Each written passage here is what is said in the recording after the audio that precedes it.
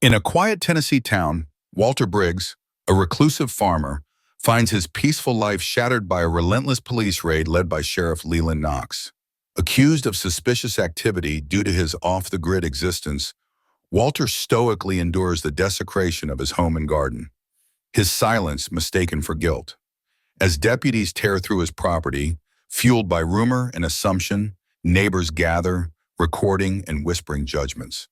The scene intensifies, becoming a public spectacle, with Walter's quiet dignity his only defense. But deep within his farmhouse, behind a loose wooden plaque, a hidden truth is about to surface. A polished Navy SEAL trident and a photo with Admiral Iron Hand Pierce. If Walter's powerful story resonated with you, imagine the other incredible tales we share. Don't miss out on more inspiring narratives about hidden strength and truth.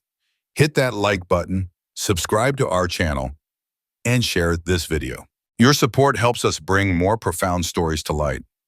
Dust swirled in the early morning light, kicked up by the tires of 4 police cruisers tearing down the gravel road toward Walter Briggs' farmhouse. The red and blue lights pulsed across the fields, slicing through the quiet like an alien invasion. No place for a man who cherished silence. Walter stood on his porch, a steaming mug of black coffee in his weathered hands, his gaunt frame steady despite the chaos unfolding before him. His faded denim overalls hung loose, a testament to years of toil under the sun. He watched, unblinking, as the vehicles screeched to a halt, their doors flying open to release a swarm of deputies, each moving with the precision of a well-rehearsed assault. Sheriff Leland Knox stepped out first, his boots hitting the dirt with a thud that echoed his authority. His chest swelled, the badge on his uniform glinting with the pride of small-town power. "I want every inch of this place turned upside down," he barked, his voice sharp as a gunshot, shattering the stillness. Deputies fanned out, one charging toward the barn, another trampling through the garden, and a third brushing past Walter without a glance, as if the old man were no more than a shadow.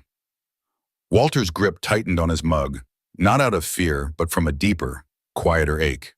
A memory of other invasions, other men storming into places he called home. This time, though, the betrayal stung worse. This was his own country, his own soil. A young deputy, barely old enough to grow a proper beard, stepped up to him, his face flushed with the thrill of the moment. "Where's the stash, old man?" he demanded, his voice laced with a cocky edge, fueled by rumors and the rush of wielding power in numbers. "You've been hiding out here too long. Something's off about you." Walter met his gaze, his eyes steady, unreadable, neither angry nor afraid. The deputy pressed closer, undeterred. "Don't play innocent. People like you, living off the grid, no phone, no paper trail, that's not peaceful, that's suspicious." Walter said nothing, his silence a wall the young officer couldn't breach. From the barn, another deputy's voice rang out. "Tools and fertilizer in here, Sheriff. Could be growing more than just tomatoes." A smirk curled Knox's lips as he muttered, "Knew it," under his breath. He turned back to Walter, his eyes narrowing. "You've been on our radar, Mr. Briggs. Too quiet, too hidden. Men who don't want to be found are usually hiding something." The commotion had begun to draw a crowd. Neighbors gathered along the fence line, their faces half hidden under caps and visors, some clutching coffee mugs, others already filming with their phones. Whispers floated through the morning air like smoke. "Always knew something was off about him," one woman murmured. "Never seen anyone visit. Always tinkering in that shed. Probably cooking meth in that garden." Their words weren't loud, but they didn't need to be.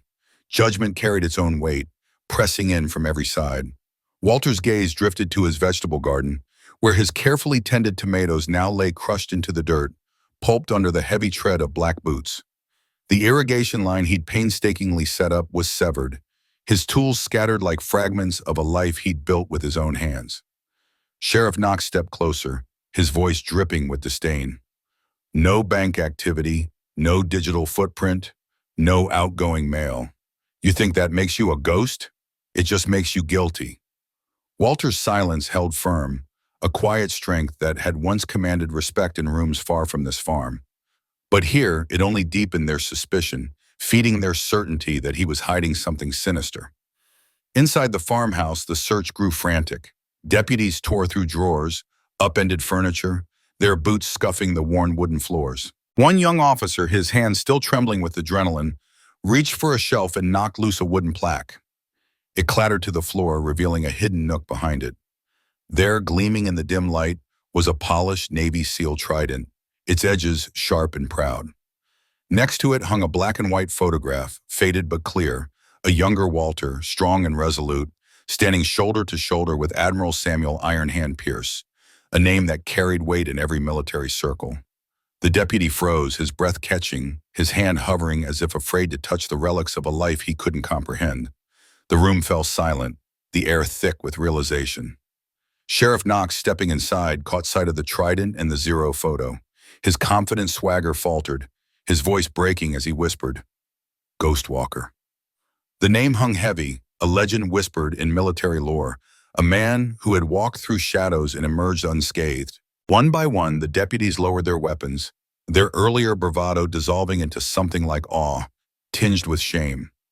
The young deputy who had shoved Walter looked down, his face burning with guilt, the weight of his actions settling like a stone in his chest. They hadn't raided a criminal's hideout. They had desecrated the sanctuary of a legend, a man whose quiet life was not a mask for guilt, but a hard-earned refuge from a world that demanded too much. The sirens wailed on, but their sound now felt hollow, a feeble echo against the truth that stood before them. The morning sun cast long shadows across Walter Briggs's small patch of Tennessee land, glinting off the dew-soaked squash vines and the splintered wood of his weathered barn. Men in dark uniforms swarmed his property, their movements sharp and deliberate. One kicked at a stack of firewood piled beside the shed, sending splinters flying. Another scrambled onto the porch, clawing at a crawlspace hatch with a crowbar, as if secrets or sins might be stashed beneath the warped boards. A third, with a smirk that betrayed his certainty, lifted the lid of Walter's rain barrel, peering inside as though it might conceal contraband, or worse. They weren't searching with care or purpose. They were performing, assuming guilt where they found none. To them, Walter wasn't a man with a name, a history, or a heartbeat. He was an empty slot in their system, a question mark in their records. In a world that recoiled from the unknown, that was enough to condemn him. As the sun climbed higher, the scene took on the air of a public spectacle, less a lawful investigation than a staged trial for the crowd now gathering along the sagging fence. Neighbors, curious and judgmental, held their phones aloft, capturing every moment, their faces creased with suspicion. Not one stepped forward to ask what Walter had done, what crime justified this invasion of his quiet life. The truth held no weight here. Suspicion was currency enough. Long before Walter stood in his trampled garden, a silent figure in faded overalls, he had been a specter in the world's darkest corners. Before the barn, the soil, the rhythm of planting and mending, he had worn the midnight blue uniform of the Navy, a golden trident pinned to his chest, not for glory, but as a testament to survival. His brothers in arms called him Ghost Walker, a name never written in any official log but carried in hushed tones among those who knew him. It was a name born of awe or dread, depending on whether you stood with him or against him. Walter wasn't just a soldier who followed orders. He turned the impossible into the expected.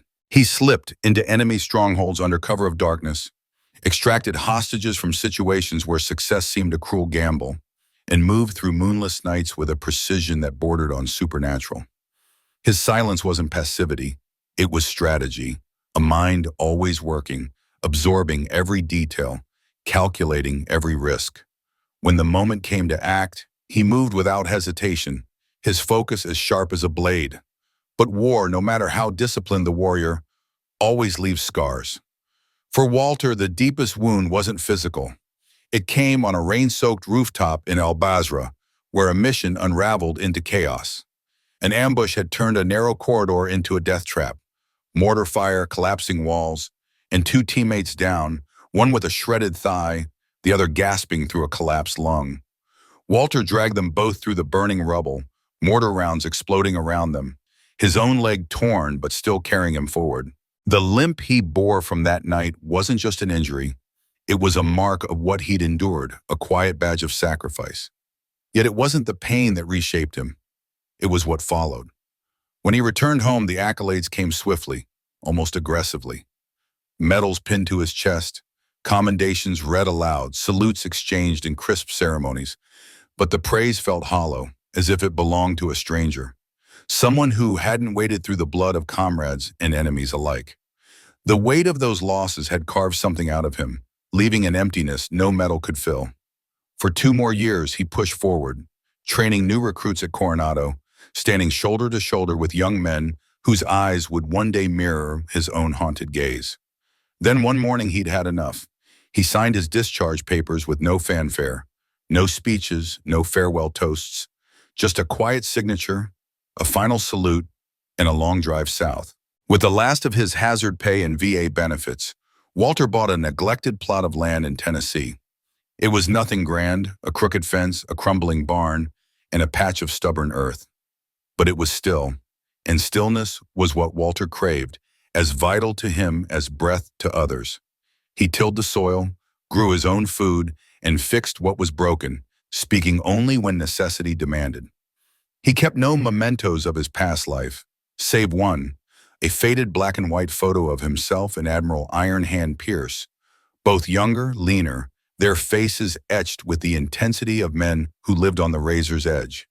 Beside it, mounted with quiet reverence, was his seal trident, not encased in glass or displayed for admiration, but simply there, a silent testament to who he had been and what he had sacrificed. To the world around him, Walter was an enigma, the limping old man who nodded but never lingered, the recluse who kept to himself. He never corrected their assumptions. In his world, truth wasn't proven with words but with actions, with patience, with a quiet certainty that waited for its moment. Now, as boots tore through his garden and voices hurled accusations of crimes too petty for his character, that truth, his truth, remained unspoken, waiting behind the weathered wood of his home, as steady and unyielding as the man himself. Walter Briggs stood motionless on the sagging porch of his weathered farmhouse, his calloused hands hanging heavy at his sides. He didn't need the world to etch his name into its memory. All he wanted was for it to recall what it had chosen to forget. He'd survived ambushes in moonless jungles, dodged shrapnel in bombed-out ruins, and faced fire teams in the darkest corners of the globe. Yet none of those moments carried the weight of this one. This wasn't the sharp chaos of war. It was a slow, deliberate unraveling, a methodical dismantling of everything he'd painstakingly built. His garden, a sanctuary that had taken 3 seasons of sweat and patience to coax into bloom, lay in ruins. Tomato vines, once heavy with fruit, were trampled into the dirt, crushed beneath the careless tread of deputies' boots. The irrigation lines he'd carefully laid were sliced open, spilling water into useless puddles as the officers dug through the soil like prospectors chasing a rumor of gold. They searched with a fervor that suggested they'd find something, anything, to justify their invasion. But the earth yielded nothing, so they turned their attention inward. Inside his home, the quiet refuge where Walter had carved out a fragile peace, the air was thick with intrusion. The crackle of radios, the sharp exhales of impatient deputies, the grating scrape of boots across his hardwood floors. It was a violation louder than any explosion he'd ever endured. Drawers were yanked open, their contents spilled without care. Cabinets were pried apart, and a vase, his mother's, delicate and irreplaceable, lay shattered on the floor, its fragments treated as collateral damage. Walter watched it all from the porch, his face a mask of stoic endurance. He didn't shout, he didn't beg, he didn't demand explanations. He knew too well what happened to men who raised their voices in moments like these. Instead, he stood as the last bastion of his own dignity, a solitary figure on a battlefield no one else could see. To the deputies, his silence wasn't strength. It was defiance. Sheriff Knox, with his narrowed eyes and a sneer that deepened with every passing minute, seemed to take Walter's calm as a personal affront. To him, a man who refused to panic must be hiding something sinister. Walter's stillness wasn't composure. It was evidence of guilt. Then came the cameras. A local news van screeched to a stop in the gravel drive, kicking up dust that stung Walter's eyes. Reporters poured out, their long lenses glinting in the sunlight, their urgency as manufactured as their questions. Microphones were thrust toward deputies who tossed out phrases like suspected operation, possible narcotics ring, and militia activity with reckless abandon. There was no evidence, only the adrenaline of a story taking shape. Walter caught a glimpse of himself in the side mirror of the news van, a weary, bearded man with a slight limp and mud-caked boots. To the world beyond his fence, that image was enough to condemn him. Who else but a guilty man would choose to live like this, alone and apart? They didn't know why he craved the silence. They couldn't understand that the clamor of the world, its endless chatter, its relentless demands, carried the echo of gunfire and screams he'd spent years trying to outrun. They didn't see that the garden, with its stubborn rows of vegetables, was the one place where his hands could create instead of destroy, where he could feel useful without leaving scars. They didn't care to know. This wasn't just an assault on his land, it was an attack on the very essence of who he was. Every whispered suspicion from a neighbor, every baseless accusation from a deputy, every assumption carved away at the fragile identity he'd spent decades nurturing. Dignity, for most, is the birthright. For Walter, it was a hard-won prize, earned through battles fought in distant lands and quieter wars waged within himself. Decision by decision, silence by silence, he'd built a life that held meaning, even if no one else could see it. But to the deputies, the reporters, the neighbors peering from behind their curtains, he was nothing more than a story to be twisted into something lurid and cheap. The destruction wasn't the worst of it. It was the indifference. No one asked who he was. No one cared why he lived as he did, why he'd chosen to fade from a world he'd once bled for. They saw only an empty house, a strange old man, and a chance to feel righteous in their judgment. As the sun climbed higher, casting long shadows across the hills, something stirred deep within Walter. It wasn't anger or fear, but a profound, bone-deep sorrow. It wasn't just what they'd done, tearing through his home, his memories, his worth, but the unshakable belief they held that they were right. They weren't here to destroy a life, not in their minds. They were here to confirm their own assumptions, to prove their suspicions had weight. And that realization, more than any war he'd endured, threatened to break him. It unfolded quietly, as the truest moments often do. No gunfire, no shouting, just the soft thud of wood against wood. Inside the farmhouse, a young deputy, lanky with a buzzed head and a stride that brimmed with unearned certainty, had just yanked open a narrow closet in the hallway. His elbow caught on a piece of driftwood and canvas, a simple wall hanging Walter had placed there years ago, a relic of a life he'd left behind. The faint sound of it shifting echoed like a warning, unnoticed by the chaos around it. The old plaque on the wall was more about function than flair, leaning precariously to one side before it finally gave way and clattered to the floor. What it revealed stopped everyone cold. Sheriff?" The deputy's voice wavered, stripped of its usual bravado, replaced with a tremor of uncertainty that hung in the air like a warning.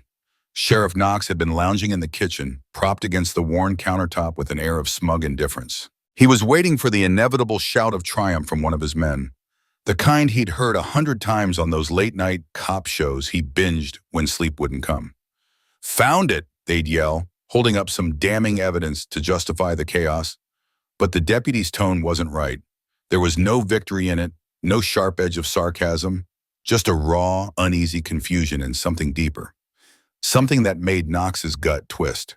He pushed off the counter, his boots heavy on the creaky floorboards as he moved toward the narrow hallway. The news crew trailing him sensed the shift too, their usual chatter falling silent.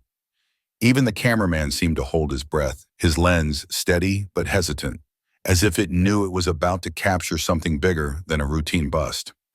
There on the weathered wooden paneling where the plaque had hung was a trident, not some tacky knockoff from a tourist shop or a cheap Navy souvenir. This was the real thing, polished to a quiet gleam, its edges worn by hands that had earned it through sacrifice, sweat, and unspoken losses. In the dim light of the old farmhouse, the gold caught what little glow there was. The eagle, trident, anchor, and pistol etched with a clarity that demanded respect.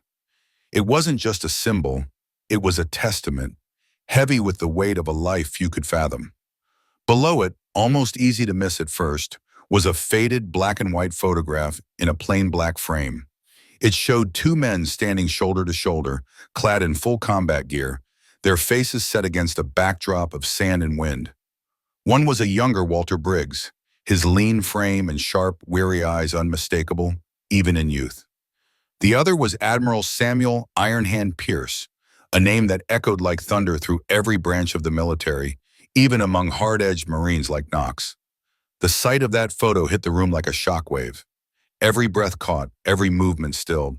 The air itself seemed to thicken, as if it too understood the gravity of what had just been uncovered. The news crew's camera panned slowly, deliberately, from the photo to the trident, then to Walter Briggs himself, who had slipped quietly into the doorway. He didn't say a word. He didn't need to.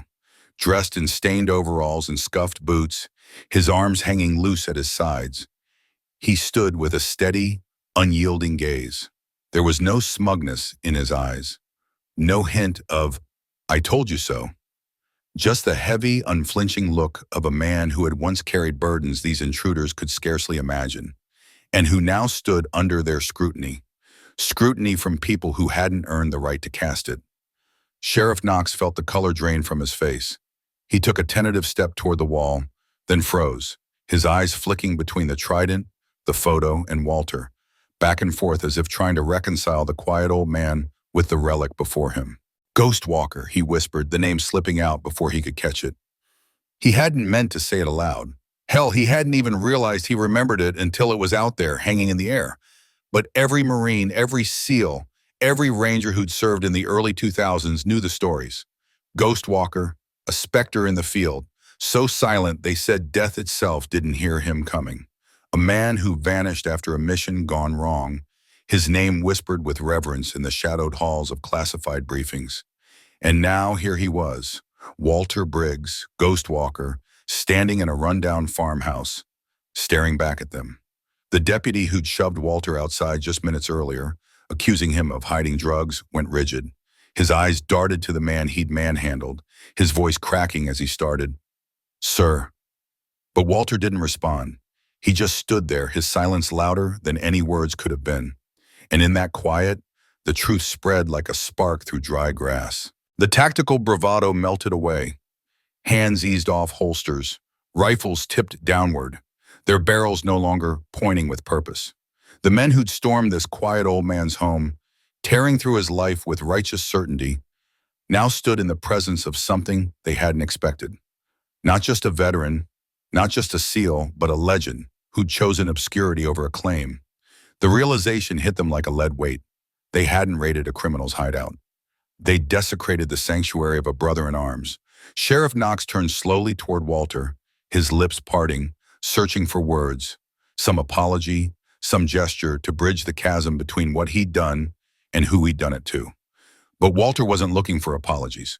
His eyes, steady and unblinking, seemed to ask only for the silence he'd lost when they'd barged in. And for the first time that day, he got it. Authority, so loud and unyielding moments before, dissolved in the face of truth. 1 minute, they'd been ripping up floorboards, barking orders, demanding a man justify his existence. The next, they were frozen, speechless, their power reduced to nothing in the presence of a quiet man and the weight of his past. The weight of shame hung heavy in the air, a burden too crushing to bear with any semblance of pride. Sheriff Knox was the first to stir, his movements deliberate, almost hesitant, as he removed his hat. The brim crumpled slightly in his grip, and his voice, once sharp with the unshakable confidence of authority all morning, now faltered into a low, gravelly whisper. "Mr. Briggs, or is it Sergeant Briggs?" he asked, the words tripping over themselves. Uncertain, like a man wading through a shadowed river, unsure of what lay beneath the surface. "We didn't know, I swear we didn't know." Walter stood motionless, his presence as unyielding as granite. He neither welcomed nor rejected the sheriff's faltering attempt at amends. His silence, once misinterpreted as the mark of a guilty man, now carried a different gravity, one forged in discipline, in leadership, in a history etched deep into his bones. It wasn't the silence of a man hiding something. It was the silence of someone who had seen too much, endured too much, to be swayed by fleeting apologies. Sheriff Knox turned slightly, his hand gesturing toward the deputies behind him. "Lower your weapons," he ordered, his voice barely above a murmur. The deputies complied instantly, their rifles dropping to their sides. None dared meet Walter's gaze. Some stared at their scuffed boots, as if the dust could shield them from the weight of their actions. Others cast fleeting glances at the trident emblem mounted on the wall, its polished edges glinting faintly, and the faded photograph beneath it, a stark reminder of who this man was. This wasn't a mistake. It was a desecration. The news crew, who had been circling like vultures eager for a scandal, sensed the shift in the air. Without a word, they powered down their camera, the red recording light blinking out. Even they, with their hunger for headlines, understood that this moment was no longer fodder for a story. It was something hallowed, something that demanded respect rather than exploitation. The youngest deputy, the one who had shoved Walter earlier with a brashness born of ignorance, took a tentative step forward. His lips parted as if to speak, but no words came. His face flushed crimson, his jaw clenched tight, and his hands trembled faintly, not from fear, but from the gnawing guilt that now consumed him. He stepped back, retreating into the shadow of his own regret. Sheriff Knox turned back to Walter, his eyes searching for something. Forgiveness, perhaps, or at least acknowledgement. "You served," he said, his voice thick with disbelief, as if only now grasping the magnitude of their error. "You led men. You bled for this country. And we stormed onto your land like you were nothing." Walter remained silent, his gaze steady and unflinching, meeting the sheriff's eyes with a clarity that cut deeper than any accusation could. There was no anger in his look, no trace of disappointment, just a piercing, unspoken truth. It was the kind of look only a man who had walked through fire and emerged whole could give. It said, "You don't need to apologize. I never expected anything from you to begin with." And somehow that indifference stung more than rage ever could. Knox shifted uncomfortably, his voice cracking under the strain of his own remorse. "We were wrong," he admitted, the words raw and unpolished. "We came in here loud, looking for trouble where there was none. Our intel was bad, dead wrong. That's no excuse for what we did, but I'm saying it anyway. I'm sorry, Sergeant." Walter didn't nod, didn't blink, didn't offer any gesture to ease the sheriff's burden. Yet in his unshakable composure there was a quiet forgiveness, not spoken but felt. A forgiveness rooted in the strength of a man who had nothing left to prove. His silence was louder than any words could have been. Outside, the chaos of the raid began to unravel, as if the world itself sought to mend what had been broken. Deputies moved quietly, almost reverently, returning scattered tools to their rightful places. A few worked together to restack the hay bales that had been toppled in their reckless search. One officer, his face etched with shame, carefully righted an overturned watering can, handling it as if it were fragile glass. The barn door, kicked open with such force earlier, was now eased shut with a gentleness that bordered on apology. No one had ordered them to clean up.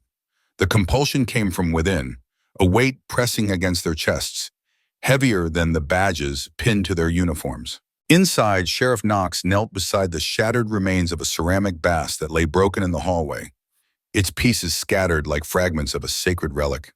He gathered them carefully, cradling them in his calloused hands as if they held a piece of Walter's dignity. When he stood, he held the shards out to Walter, his voice low. "I'll pay to fix this. Whatever we broke, I'll take care of it myself." Walter didn't reach for the pieces, didn't move at all, but his eyes followed the sheriff's hands as Knox placed the fragments on a nearby shelf, setting them down with a care that felt almost like an offering to a shrine. As the patrol vehicles pulled away, their engines were quiet, their sirens silent. No one revved or sped off in a show of bravado. It was as if the entire scene had been placed under a solemn spell, a hush that demanded respect. Even the neighbors who had gathered earlier to gawk at the spectacle now retreated into their homes, their whispers fading into uncertainty.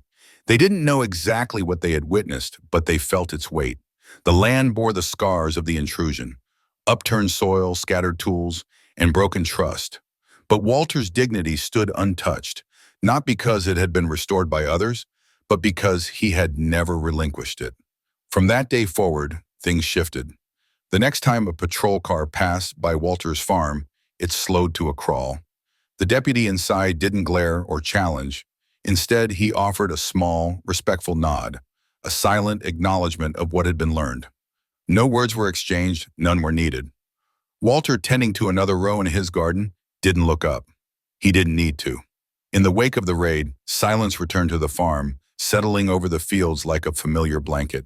But it was not the same silence that had once defined this place. Before, it had been a chosen stillness, a peaceful rhythm cultivated alongside the rows of vegetables Walter planted each spring.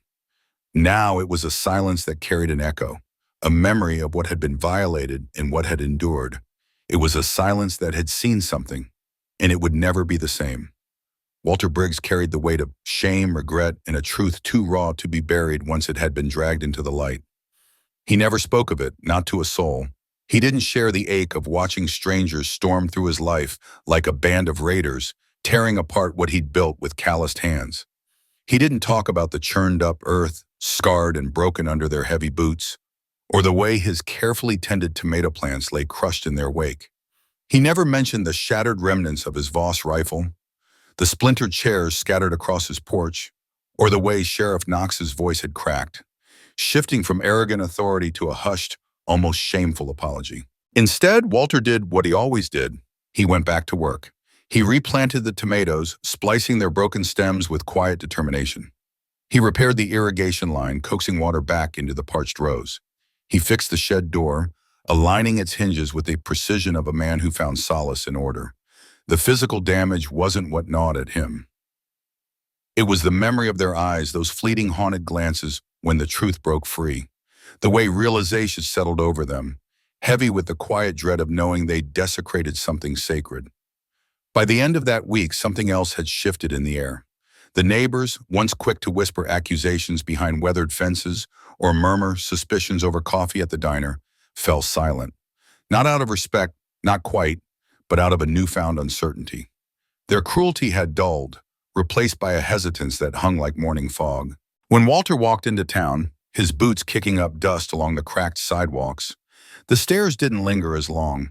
A few offered nods, cautious and fleeting. Others averted their eyes entirely, unsure how to face the man they'd wronged without ever raising a hand. Regret doesn't always arrive in loud confessions or tearful apologies. Sometimes it's in the way people can't quite meet your gaze in the hardware store, their hands fumbling with bolts and screws.